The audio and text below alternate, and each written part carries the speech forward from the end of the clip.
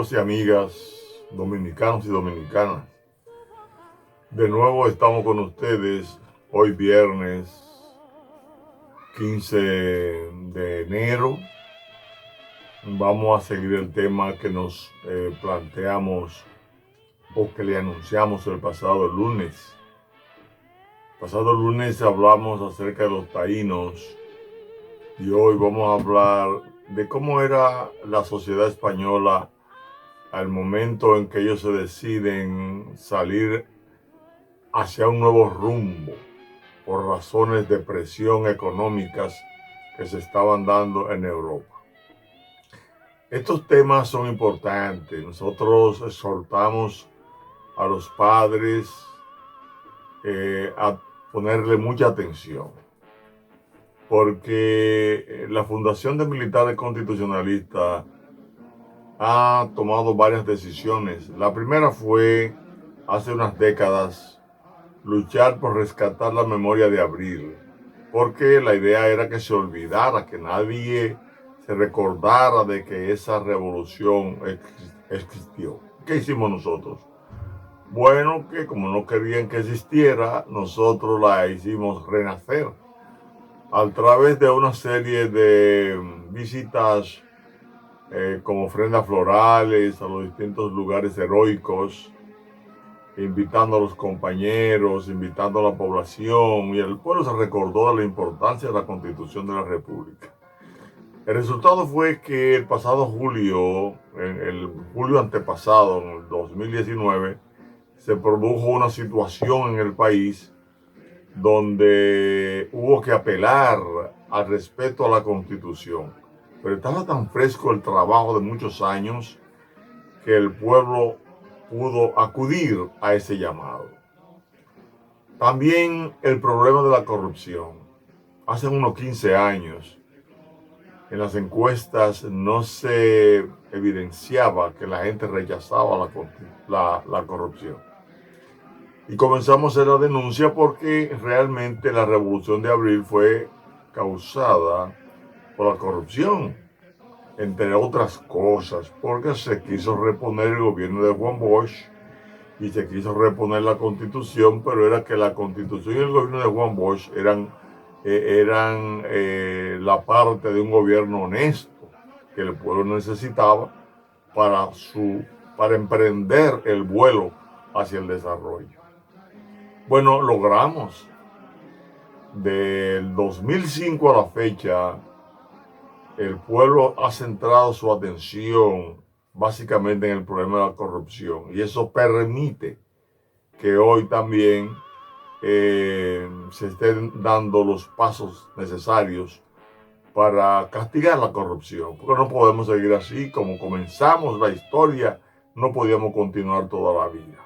Bueno, pues ahora hay un problema que hemos decidido hacerle un poquito de frente. ¿Cuál es? Los niños y los jóvenes están recibiendo clases en su casa, clases virtuales. Los padres, muchos no saben qué hacer, tienen que trabajar, lo dejan con la trabajadora. Se pasan horas recibiendo sus clases virtuales. ¿Qué hacer después? Bueno, acostumbrados como están, pues acuden a los videojuegos y se pasan el día entero, la tarde en eso. Hay muchos hogares preocupados. Nosotros hemos propuesto trabajar para que los jóvenes se ocupen de algo. Y hemos inventado un campeonato, un concurso en nuestra familia. Hemos hablado con mucha gente, le ha gustado, para que los jovencitos, en lugar de entretenerse con los videojuegos, idiotizándose, alienándose para hacer mañana un instrumento ciego de su propia destrucción, lo que hemos hecho es plantearle ese concurso. Y los nuestros lo han acogido con mucha atención, pero además hemos discutido algo. ¿Cuál es? ¿Qué es eso? Hemos discutido que siempre entre los padres y los jóvenes hay un vacío de comunicación efectiva, en el sentido de que lo que le interesa al adolescente muchas veces no le interesa al adulto y lo que le interesa al adulto no le interesa al adolescente, y eso provoca un descuadre en las relaciones entre padres e hijos adolescentes básicamente. Porque cuando están pequeños, los padres le hacen cuentos, las madres le leen cuentos y pueden comenzar una relación bonita a través de los cuentos. Pero ¿qué hacer cuando son adolescentes? ¿Qué hemos nosotros entendido? Bueno, que si hacemos, por ejemplo, un concurso de historia y los padres se involucran con los hijos, la conversación va a girar en torno a los asuntos históricos. Y cuando viene a ver, hay un punto en común que ambos van a intercambiar y puede crear una buena relación padre e hijo. Eso ya comenzamos aquí. Comenzamos con un proyecto inicial en esta familia nuestra y se ha venido dando bien. Y ya hay otros amigos que me han dicho, voy a comenzar allá también porque tenemos que comunicarnos con nuestros hijos. Excelente. Por eso comenzamos el lunes a hablar de los taínos, porque queremos hablar de la historia dominicana. La historia dominicana. ¿Qué queremos nosotros saber de la historia dominicana? Queremos saber cuáles eran sus primeros habitantes, cómo fue ese encuentro de civilizaciones, ese choque avasallador, donde los españoles extinguieron los indios, le llevaron el oro, crearon una nueva cultura de gobernar distinta a los cacicazgos, cómo extrajeron el oro. Bueno, ¿qué pasó después cuando convirtieron esta zona en una zona ganadera? Esta isla entera, las devastaciones que se produjeron de 1605 a 1606, que fue la traída de todos esos ganados para acá. Luego se deja ese espacio libre y es aprovechado por otras naciones, entre ellas Francia, que termina siendo una colonia. ¿Qué pasó ahí? ¿Cómo se formó la frontera? Todo eso lo vamos a aprender. Además, luego, cómo surge Haití como una de las colonias más ricas del mundo y nosotros pasamos a ser una parte pobre. ¿Qué pasa después de la Revolución Francesa, cuando hay una sublevación en Haití que termina con la guerra de independencia haitiana? ¿Qué pasó? Que Haití, de ser una comunidad internacional, una colonia rica, pasa a ser tan pobre como es hoy. ¿Qué pasó aquí con el periodo de España Boba? La invasión de los haitianos, los 22 años de Boyer, esa lucha que se hizo contra esa presencia del gobierno haitiano en República Dominicana, el nacimiento de la Trinitaria, el surgimiento de la independencia. Luego, todas esas cosas nosotros tenemos que verlas antes del 27 de febrero. Para eso hemos habilitado el lunes y el viernes de cada semana. Si los padres se involucran en esto, además de lo que escuchan que hablamos, los padres investigan en esos mismos medios que hay. ¿Por qué no? Porque es que los medios cibernéticos, esa relación que hay ahora entre las máquinas de comunicación, llamadas celular y todos esos programas, es importante también, pero depende cómo se maneje. Ahí se pueden hacer investigaciones. Los padres tienen que involucrarse con los hijos, la familia tiene que crecer en valores, y qué bueno que se pueda tener ese tipo de comunicación. Bueno, pues hoy pasamos el segundo día. Estimulamos para que ustedes se dispongan a llevar a cabo estos momentos con nosotros, en un momento de tal vez media hora, para que intercambiemos. El lunes hablamos de los taínos que fueron precedidos por los igneris y antes los iboneyes, que esos procedieron de allá del noreste de América del Sur, de los ríos Singú y Tapajo, así como por la cuenca del Orinoco, que vinieron en frágiles embarcaciones, esos aborígenes, y conformaron aquí después esos 5 cacicazgos que ya le nombramos. Era una sociedad simple, de una relación familiar muy buena, donde los padres convivían con los abuelos de ellos, de los muchachos normalmente, y cuando los padres no estaban ahí, los abuelos intervenían y había una buena relación familiar, había mucha armonía, mucha paz. Hablamos de todo eso. Pero ¿qué pasa con España? Cuando España se decide Colón a salir hacia el mar tenebroso, por una situación que le comentaremos más adelante, España pertenecía a una sociedad continental que se venía desarrollando hace muchos años, desde antes de Cristo. Desde antes de Cristo ya existió, por ejemplo, la civilización griega, los sabios de Grecia, las Olimpiadas. Ya había existido ese desarrollo de la civilización egipcia, que aunque no se da en Europa, se da en África, el norte de África, esa cultura que se desarrolla al lado del río Nilo, que la mayoría de nosotros estudiamos cuando estábamos estudiando Historia Universal en octavo. Todas esas culturas se dieron, pero también con ellos grandes guerras. Se habían dado ya las cruzadas, se había dado la caída del Imperio Romano, la península ibérica donde está España estaba llena de árabes, y entonces desde la caída del Imperio Romano en el 476 de la era cristiana, el siglo V, habían convulsiones, las cruzadas que se dieron combatiendo con la dirección de la Iglesia Católica, porque querían rescatar a Jerusalén y esos puntos cristianos que estaban en poder de los turcos. Todas esas luchas que se dieron, que concluyeron en el 1453, cuando los turcos toman a Constantinopla y cae el Imperio Romano de Oriente, que duró muchos años después de haber caído el Imperio Romano de Occidente.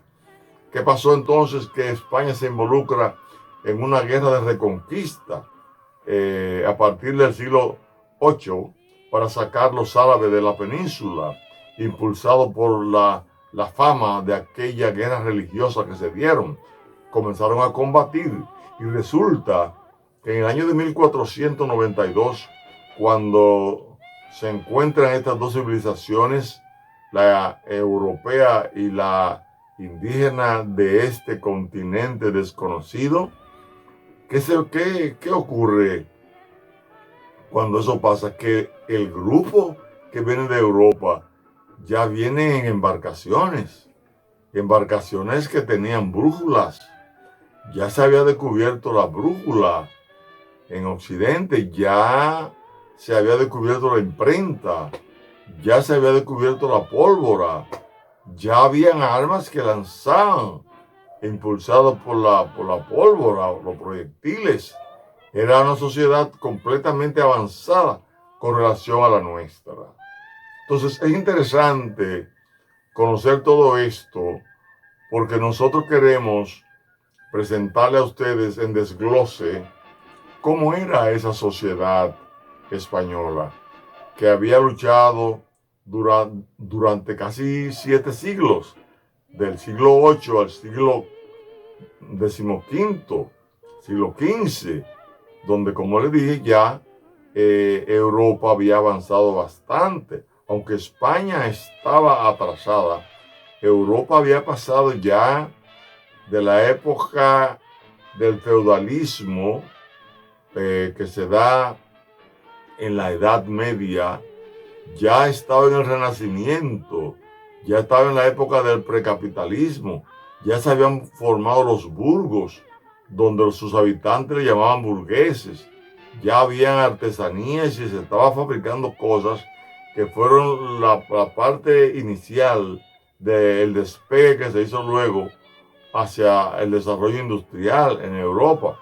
Bueno, pues precedido de toda esa ambientación cultural, económica y social, donde ya en Florencia habían bancos y donde ya los genoveses y los venecianos tenían una ruta que pasaban por Constantinopla para buscar seda y especie, y esos comercios se hacían en Europa, y luego que los que los turcos toman a Constantinopla, se encarece todo ese tipo de productos.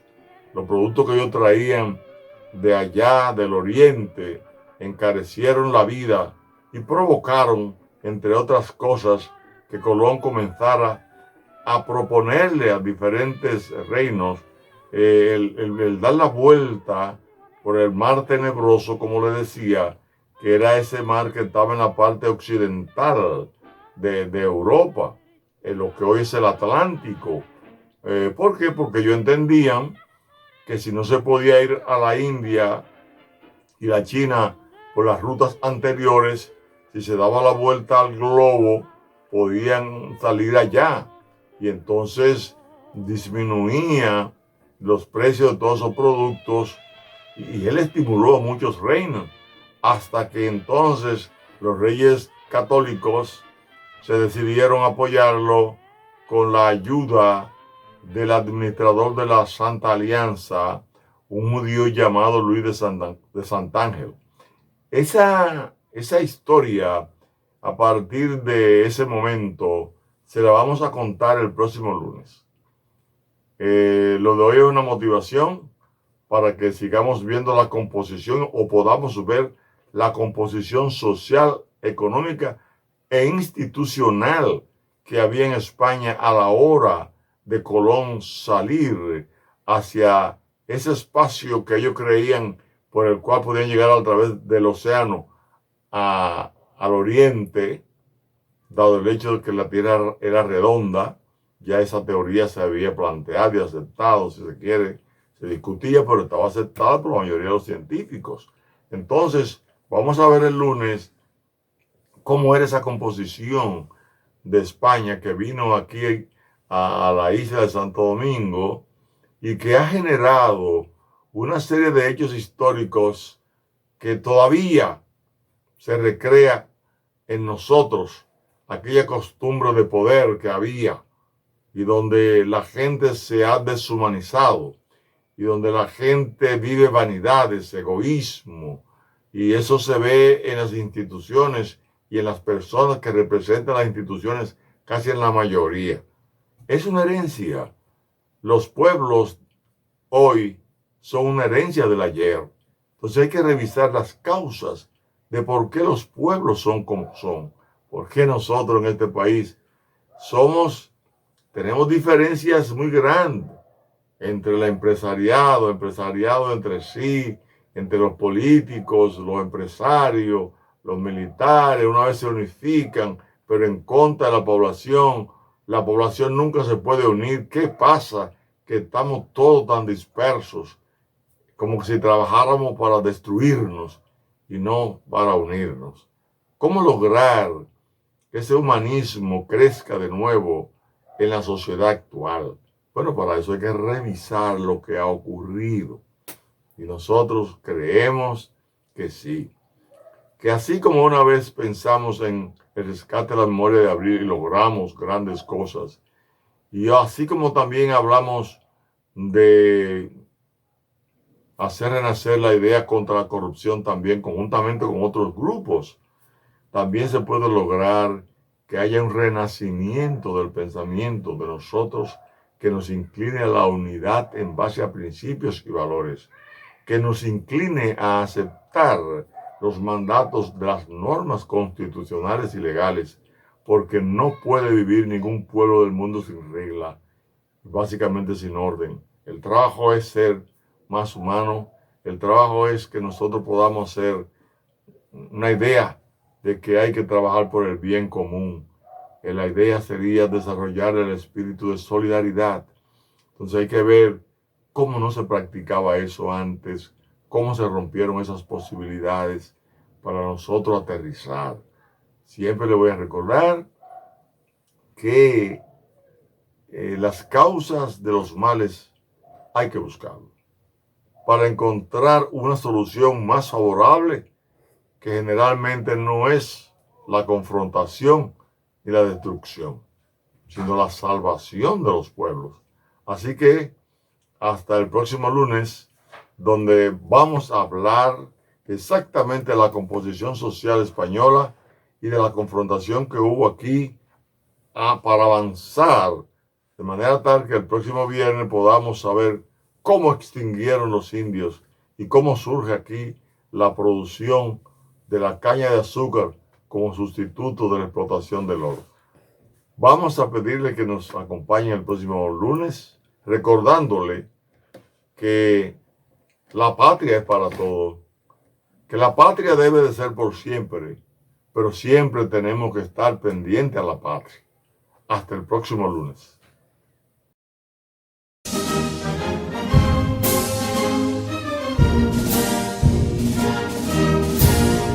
Quisqueyanos valientes alcemos nuestro canto con viva